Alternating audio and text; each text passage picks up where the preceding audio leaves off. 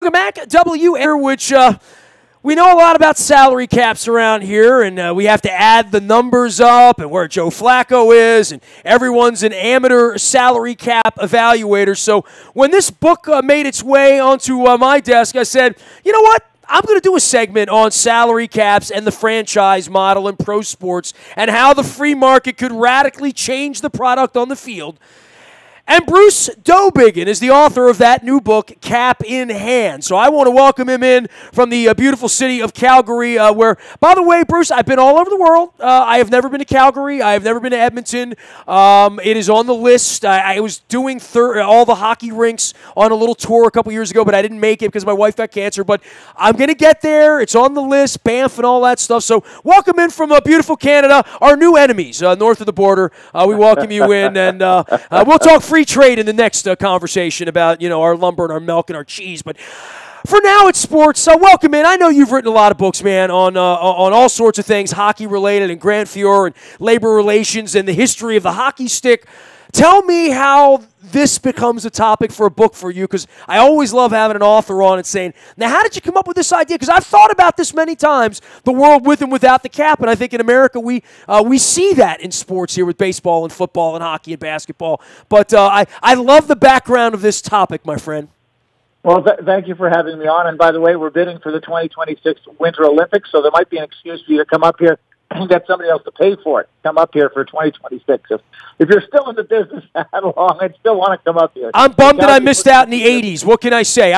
You know why I always loved the Saddle Dome? I was never there because the roof of it looked like the roof of the Capitol Center where I grew up, going to hockey games and going to concerts and chasing girls at Van Halen concerts and all that cool stuff. So the Saddle Dome always had a little allure to me. And the hockey rink in Edmonton and the house that Wayne built and all that, I'm a little bummed I didn't get to say goodbye to that a couple years ago too. So yeah, I've missed out. I mean, I'm not much for rodeo or for country music, but I am willing to learn in Calgary. Okay. Well, we'll take care of you if you come up here. That's good. As well, ask your question. I was sitting there watching an Orioles Blue Jays game, and watching two teams trying their darndest not to win a game, and saying, how did we get here? How did we get to this point where we have two franchises? Now the players are trying. I'm not accusing, obviously, the players on the field are doing their best. But we have two organizations that are not trying to win. They have made it quite clear they have no plans to win that night or that season or maybe even for a couple of seasons from that point. And I asked myself, how did we get here? How did we get here? And, of course, it's the salary cap. And the salary cap has been put in the service of parity in pro sports, and it's given us tanking, dilution of talent, no Olympic hockey, cap casualties, great teams taken apart, lousy management rewarded with Saquon Barkley's. You do the whole list. You could make all of the things that are the products of the salary cap. And I thought, how is it that the soccer people have never needed a salary cap? And why is it that soccer is the most popular game in the world? And I said, you know what, let's put our brain to this and see what we can come up with. Well, I tell you what, I'm interested in arguing the validity of the point, and you've clearly put a lot of thought into it, more than I, but I have put a significant amount of thought into it. I've been doing sports radio here for 27 years, and I often bore my audience with stuff that's a little more esoteric than bench the quarterback and fire the coach, and and the phone call. Yeah, seriously, and I guess over time, and Bruce, I'll go back a long time ago when Camden Yards was built. And I know you're Canadian, so you all claimed Toronto and maybe claimed Montreal at one point as well. And the Montreal Expos were at the root of everything that's happened in my market in moving here, that if they had been better supported in Montreal, Washington might have never gotten the team. Baltimore, had it been managed properly, never would have succumbed to a second franchise and just sucked all the money out of it, well, which is what Peter has done. But going back to the strike in 94, and now a quarter of a century removed, I'm 50, I was 25 then, We didn't have a football team here then. We were still scratching and clawing to try to get into the league. And Toronto built that mall up there in 1989 at Skydome. And because we lost the Colts here, our municipality had to put all the money forward to save the Orioles, build Camden Yards, keep them from moving to Washington, D.C., which would have been very easy for them to do. They were owned by a Washington lawyer, literally. And everybody thought the express purpose was to move them them. He never moved them. He never had the intention to move them. He signed them away to Baltimore into perpetuity, literally on his deathbed, to get Camden Yards built. And I look back now 25 years later and say, well, what has Camden Yards done for our community, and what has Major League Baseball done, and what is their real commitment, and what does Major League Baseball stand for? What are they trying to do here? And, we feel like an abandoned community as a fan base, but part of this really is, and I've been arguing this for 25 years, that if Major League Baseball had a salary cap at that point, and I know that was absolutely evil to Marvin Miller, it was evil to Don Fear, it was evil to everybody associated, but baseball as a national pastime in our country would be far further advanced if every year everybody had a fair chance to win. And I know Bud Selig and the Manfred Warriors, and maybe even your book, would take the side, well, everybody has one. It's been sprinkled around, but it's not been sprinkled around for any good reason other than the Red Sox and Yankees and Dodgers have pissed away a little bit of money, and the way that the system works at the young end, that you get your best baseball players at 22, 23, 24, 25, and you pay them a little bit of money, and they blossom, you can win, but then you get the aftermath of that, which is Kansas City and Baltimore right now, Pittsburgh to some degree, and you can't pick yourself back up because the Yankees are so far ahead. The Red Sox are so far ahead in revenue that they might as well go play in their own first division, Bruce. Well, you mentioned the word first division. And my point is that if we let the free market work the way it does in soccer, that we would have a much better product on the field for fans. And at no point am I advocating here, by the way, in this book, that there are cities like Baltimore, or I have a small city here in Calgary that has an NHL team, or Kansas City. I'm not advocating that anybody lose their franchise, lose the history, the way I lost the Montreal Expos. I've been in the business for 35 years. I don't root for teams. The one team I did have was the Expos. You mentioned 94. I lost my team. I don't want anyone to lose their team. But what I'm talking about here is a better way to run sport, and that is you eat what you kill. You play at the level you can afford. If you can afford to pay the freight for LeBron James, if you can afford to pay the freight for Steph Curry, then you play in the first division, as they do in soccer. If you can't, you play in the second division, which is, people say, oh, that's terrible. Who would want to be in the second division? Hey, look at the NCAA. Nobody's bothered by the fact that every year it's Ohio State is the best football team. Nobody's bothered by the fact that Kentucky and Kansas are always the top basketball program. Bruce, I think everybody's bothered by that. You know who's bothered by that, though? The Maryland Terps, because they can never, ever, ever, ever win. I mean, even when kids aren't dying on their campus, but nobody in America can win. There's only 10 teams that can win in college football. To me, that makes it kind of suck. The bottom line, Nestor. It doesn't hurt the bottom. I'm talking about the sport in general. On a regional basis, from team to team, local teams, they all have their arguments about why they should win and why they want to be it. The salary cap was put in to enforce parity so that the economy of Baltimore would be somehow equal to the economy of New York City. They're not equal, and to get them equal, you have to distort the natural economic system. And that's what I mean, how we've come up with tanking, how we've come up with the dilution of talent. How is it a way to run a league, Nestor, that your most identifiable guy like Steph Curry, or your most identifiable guy like Connor McDavid, or some other star like Ovechkin. that. Okay, fair enough. Big star, Russell Wilson. And what do? The perfect guy to market your sport. And what do? You try to make him lose. As soon as he's good, you say, you're perfect, now change. We don't want you to win. We want you to take that team that they've built in Seattle or that team that they've built somewhere else, and we want you to send those players somewhere else so it can all be mediocre. He is Bruce Dowbiggin. It's Dowbiggin. The book is Cap in Hand, and we're talking salary cap right now, and he's written a lot of books. You're on the hockey side of things, right? So, and any hockey diehard, and I'm one of them, by the way. My team won the cup finally after, my whole lifetime of chasing them, and Barry Trotz is one of my dearest friends on the planet, so to see him parade the cup around Dauphin, Manitoba 2 weeks ago warmed my heart as well. So I finally won the big one in hockey, and it happened. I can die in peace, as they say, Bruce. But for the NHL and for what's happened there, and on your side of the border, especially as the orange goof that's running our country is attacking your country somehow, I hope you guys let me back in up there because I like Vancouver. But I would say this.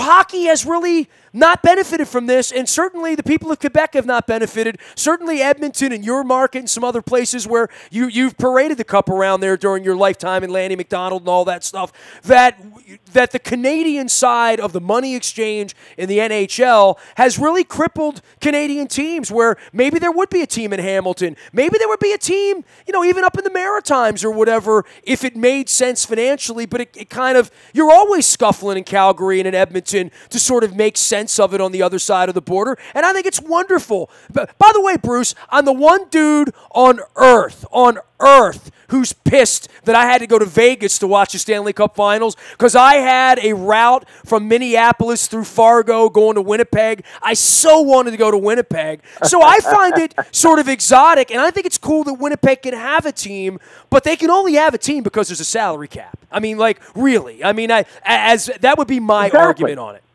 Exactly. And look, the salary cap is like that expensive sports car you're looking at when you're 50 years old and think, oh, man, I'd love to have that sports car. It looks great in theory until you have to work it in practice. And in practice, what the salary cap has done is it's distorted the entire market. And the latest distortion of it, and by far the worst, is tanking. And tanking is a product of salary caps. People saying, you know what, there's no point spending all this money on guys to finish 15th. Let's tank and see if we can get somebody in the draft and rebuild that way. And tanking is going to kill competitive sports in a lot of markets if it's not stopped and if these leagues don't figure out a way to do it. And that's a byproduct of salary cap. Another byproduct of salary cap, as I say, is that we don't have any we're not going to have great teams anymore. You're going to have your Capitals team that won one Stanley Cup, and you remember 20 years from now the way they remember the 89 Cup here in Calgary, and that's it. And I suggest that as a sports fan, and look, listen, I'm talking from a global vision as a sports fan as opposed to an individual franchise guy. But as a global guy, we talk about the great teams. We don't talk about the year there were 6 teams going for the first place in the last week. We talk about the great teams and the great players. And what soccer has figured out. See, all these years that I was in the business, people said, you wait, soccer's the next big thing, and it never was the next big thing. And now it is the next big thing. Kids are wearing Messi shirts, Cristiano Ronaldo shirts. And why? Because soccer understands you put the best players on the best teams in global spectacle games, and you are going to own the planet. And the guys in North America, the sports owners in North America, haven't understood what the soccer guys understand about how to market their sport globally. And they're still in that 1980s franchise model, and they're missing out on the essential message that the soccer people are giving them. What is good about the second division or the third division in regard to European soccer, in your opinion? I mean, where is the benefit and all? I've never, look, I'm American, right? So, I mean, and beyond being American, I'm a little bit pampered, right? Like, I grew up in Baltimore, I had the Orioles, we had the Colts. I'm not that pampered that I didn't see the Colts walk out of here as a 15-year-old. And Bruce, if there's anything that shaped my life, and I've owned a sports radio station here for 2 decades. I've been on the air for 3 decades. I've been in journalism for 36 years now. I would say that the Colts leaving and me learning about the money and where it comes from, and as much as people in our country are down on, people being on the dole and with their hand out and all of that, oh my God, in America, everything about these rich owners getting tax breaks, getting stadiums, and more than anything, the reason the baseball thing happened here is because Peter got the handout of this incredible television network that was just invented and tacked onto our cable bill like a water expense or like an electric, like a public utility. And that has so enriched Peter over the last 12, 13 years at this point in this deal that no one who ever was involved with the Expos or Jerry Hoffberger, who had the Orioles in the 70s, could have ever thought that you could have an empty stadium, an empty soul, an empty roster, an empty farm system, an empty suite level, an empty media company, a media company that's printing $200 million a year and no one wants to buy an ad on it because no one watches it. It's really an incredible thing. And everyone who has a cable box over 6 states paid for the Expos to move to Washington. Then the people of Washington got bent over to build the stadium, and now they're printing money down there, and my city is in ruins from a baseball perspective. So I've witnessed all of this over 30 years, and a salary cap might have helped the Orioles, and it might have helped the Expos, Bruce. But you have the luxury tax, which functions as a salary cap in baseball anyhow at the top end. It is a restraint. It is a drag on salary. You raised a couple of things there. You asked what's good about being a second division franchise. Well, first of all, promotion. You can't be promoted to the first division. And if you have an owner who's an egotistical guy with deep pockets, he can pay the money and pretend like he's in the first division. He can make up the difference between Baltimore's economics and the economics of New York City. Why is it that all the players in the league have to make up the difference between Baltimore's economy and New York's economy, just so that we can have 30 teams across the league? The other thing about being in the second division is, you know what? You don't have to pay $375 for an NFL ticket to watch a game. The prices are more affordable. Third thing is, you see younger players on their way up when the kids are sort of anxious to make an impression. We don't get the cynicism. We don't get the just putting in an effort sort of stuff. You get a product where you're seeing the kids develop and moving up the line. And finally, listen, you know that when Springsteen decides to do a tour or the Rolling Stones do a tour, they don't open in Baltimore. Baltimore gets played. If it gets played later because they go to the big markets first. And that's the way the world of sports is working. That's the way it's going. And if they want to have sport, and they don't want people to get PO'd about the fact that we have teams like the Orioles and the Blue Jays and the Detroit Tigers, and I can do the whole list, who aren't making any effort to win. If those people are going to leave the sport, if this isn't changed quickly, and I'm telling you, salary caps are the reason that this is happening. Well, I'm here. Bruce Dowbiggin is an author. He's written a lot of books out of Calgary, up there in beautiful. The Banff thing. What time of the year should I do? I think I need to do Banff when it's like snowy, right? You come in March and April when we do spring skiing. It's fabulous. I'm an Eastern guy. I grew up in Montreal and Toronto. I didn't move here till the turn of the century, and I've come to love living at the foot of the mountains. Our weather is a little capricious. We may get snow later this week. Who knows? But if you come up here, late spring is the perfect time to come up for spring skiing. The mountains look gorgeous. They're covered in snow. You take the train trip through the mountains over to Vancouver through the Rocky Mountains. It's a once in a lifetime. It's a bucket list kind of trip. I did Yellowstone last month, and it made me want to do Banff. So there you go. And I got friends on boats in Alaska all the time, looking for bears and dolphins and all that. I've been to the bottom of the world. I've been to New Zealand. So I mean, I've become a little more hardy, but I've made a point to my wife: I will not glamp.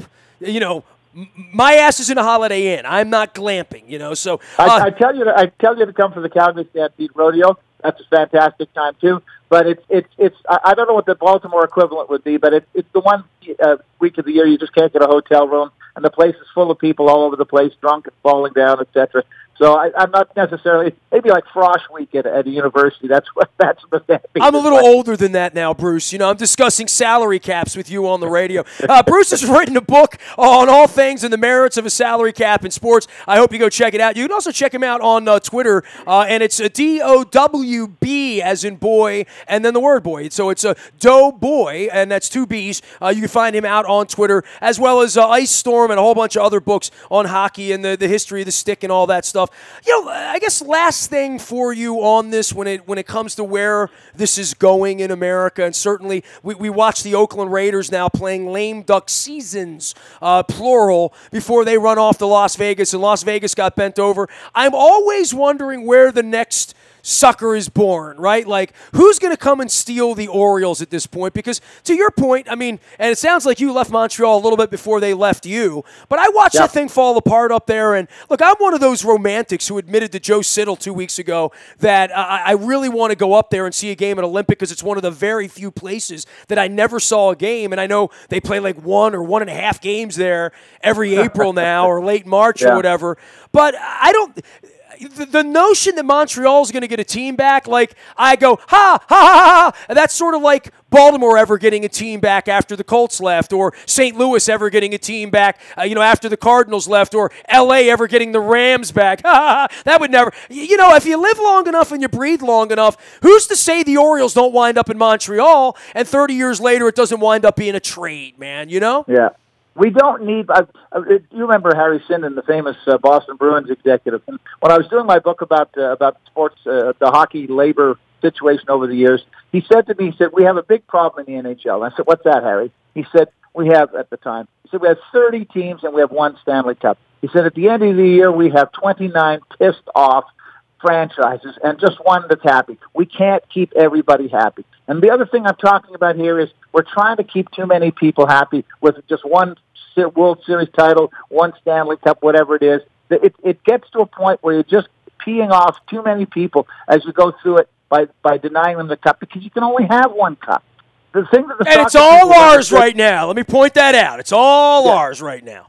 And God bless, I was so happy. My buddy Danny Shepard, who I've known for years down there, he would send me a note every spring. He used to work with Buffalo Communication, and he'd send me a note every spring and tell me about, oh, this is the year, this is the year. And when it was finally the year, I felt so happy for him. In any event, I'm glad you guys won it. I was glad it was Ovi. I was glad it was that whole crew. And you'll have that year forever. And I think it's very clever the way you've named your book Cap in Hand in year when the Caps win the Stanley Cup. I'm investigating that, Bruce. Oh, thank you. I'm always thinking of Washington, the D.C. area when I'm naming my book. As you know, the publishers name the books, the authors don't. We just write everything else. They name the book. And in any event, I'm just talking about the health of the sports industry. I'm talking about the byproduct of salary caps, why they don't work in the end, and why we should want to have the best players playing on the best teams. And listen, we all want to see Steph Curry and the Warriors. We all want to see LeBron and whoever his pickup team is in whatever city he's in at that moment. Why? Because we want to see the best. And I think that's the modern sports fan is not like you and me, who grew up in a period of being obsessed with franchises. My kids and my grandkids, they're interested in who's the hot thing right now. And they're not really obsessed that the hot thing is in their city. They want to know where it is and where it's happening. I'm just saying that for the sports leagues themselves, what I've suggested for the NHL is that it expand to 48 teams, and you have 24 in each division. And you have relegation and promotion the way they do in soccer, and that you play it that way. And if you want to go up to the first division and your owner wants to pay the difference, go ahead and pay for it. But this whole sort of machinery that we've built up around, and I can promise you that Gary Bettman is going to lock out the players again in 3 years to try to twist the salary cap around in some way to benefit the owners and that doesn't benefit the fans. Bruce Dowbiggin, the book is Cap in Hand, How Salary Caps Are Killing Pro Sports and Why the Free Market Could Save Them. You can find that out on Amazon. You can find him out on Twitter, as well as his website, which is notthepublicbroadcaster.com. He is out of the fighting city of Calgary and the mighty Flames up there. And, I'll just say this on the baseball side of things, and this is just for baseball because these other leagues have a cap and baseball doesn't, even though it's a drag, and you'll argue that point. And maybe this would be the case also for the NBA and for the NFL, certainly for the NFL. There's so much profit baked into the cake right now. And unless you've bought the franchise for $850 million in the last 3 or 4 years and you've got some serious debt service on the franchise that you have to make even more than you're already making, all of these teams are making money. I mean, especially in the NBA where they're printing money because they are a global brand, right? I mean, I remember flying to Beijing 12 years ago, getting off the plane. First thing I saw was Yao Ming. I'm sure right now the first thing I'd see would be LeBron James. Or if I was in Europe, it would be the kid from the Bucks because or in South America it would have been Ginobili at one point. But I would say this for baseball. Why are they interested, Nestor? Why are the Asians interested in the NBA guys? Because the NBA has moved more and more towards the soccer model of super teams and super players playing together. They have defied salary cap stuff to go and do that. But the difference is Ted Leonsis can still make $100 million in profit even though he's playing the part of the Washington Generals. Like, you know what I'm saying? That's the difference. And the difference for the